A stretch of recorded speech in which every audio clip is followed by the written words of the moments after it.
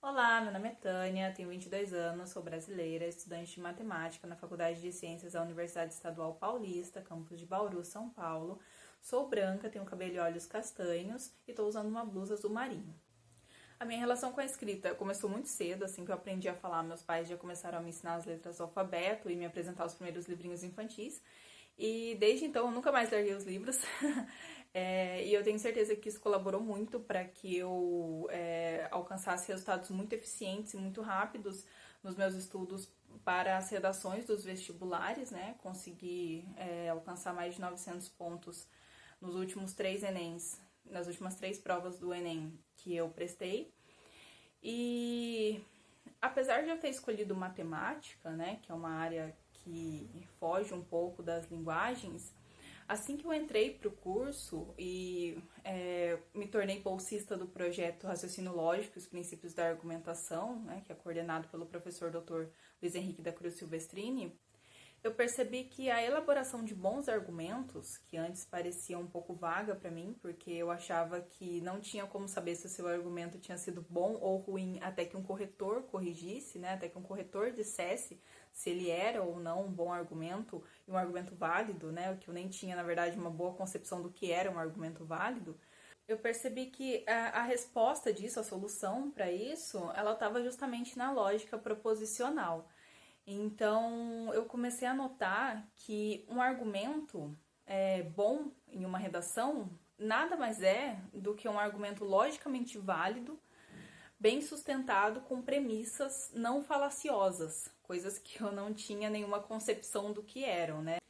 E quando eu compreendi isso, ficou muito mais fácil de pensar em como elaborar um bom argumento, um bom parágrafo de argumentação em uma redação modelo Enem.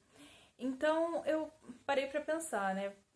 Bom, como o projeto ele tem como objetivo oferecer aulas de lógica gratuitas para alunos do ensino médio, né, ou recém-egressos do ensino médio, e como esses alunos já vão ter contato com a lógica e já vão ter as ferramentas necessárias para elaborar bons argumentos, por que não trabalhar a redação também? Aproveitando o conhecimento que eles já teriam pelas aulas de lógica para desenvolver um estudo sobre a redação, né? A redação no modelo dissertativo argumentativo. Então, o que eu fiz foi criar uma apostila, trabalhando tópicos que vão desde antes do argumento lógico, mostrando a diferença entre frases declarativas e afirmações, a concepção de argumento e de argumento válido do ponto de vista lógico, a diferença entre o olhar de um lógico e de um linguista frente a um argumento, a relação entre os conectivos da lógica e os conectivos da linguagem, para só então dar início à estrutura dos parágrafos da redação modelo Enem. E tendo feito essa apostila, com a colaboração do professor Luiz Henrique, nós disponibilizamos ela aos alunos e durante a semana eu realizei monitorias com eles para corrigir as redações que eles fizessem depois da leitura do material. E eu percebi que muitos deles tiveram dificuldades, principalmente na sustentação dos argumentos com afirmações de autoridade não falaciosas. Muitos deles não sustentaram, né, deixaram de sustentar os parágrafos de argumentação. Eles também tiveram dificuldade com a diferenciação entre tópico frasal, que é o período onde você apresenta a ideia central que você vai defender naquele parágrafo, e as premissas que você vai utilizar para corroborar aquela ideia, né? Eles não conseguiram diferenciar muito bem. Mas a maioria deles, eu percebi, teve uma facilidade muito grande em construir argumentos logicamente válidos. É claro que nem todos foram exatamente logicamente válidos, né, os argumentos que eles utilizaram, mas no geral eles tiveram muita facilidade em utilizar premissas que implicassem na tese que eles estavam querendo defender no texto.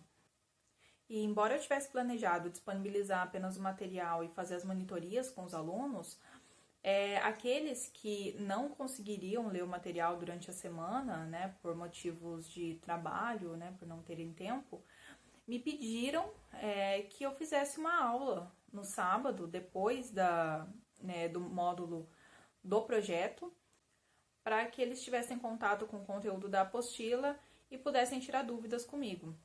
E eu aceitei, né? Falei, tudo bem, a gente pode marcar uma aula sem problemas. E nós marcamos. E a aula teve a duração de 3 horas. Eles foram muito participativos. Todos procuraram elaborar argumentos para defender a tese que eles tinham proposto para o tema de redação que eu levei, que foi o tema da redação do Enem de 2016, sobre intolerância religiosa.